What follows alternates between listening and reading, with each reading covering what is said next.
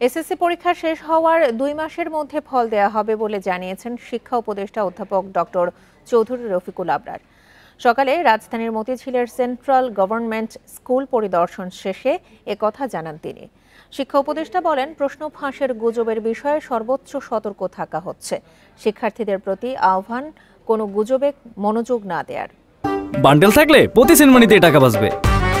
বিকাশ send money bundle কিনে জিতুন প্রতি লেনদেনে। জেনুইন সমস্যা থাকে অবশ্যই আপনাদের দায়িত্ব সেগুলো সংশ্লিষ্ট কর্তৃপক্ষের কাছে নিয়ে আসা, যাতে তারা যাচাই বাছাই করতে পারেন। কিন্তু আপনি একটা জিনিস পেলেন, সেটা সামাজিক মাধ্যমে ছড়িয়ে দিলেন, এবং সেটার দায়িত্ব অবশ্যই আপনাকে নিতে হবে, এবং এর মাধ্যমে কিন্তু অনেক ক্ষতি হয়ে যায়।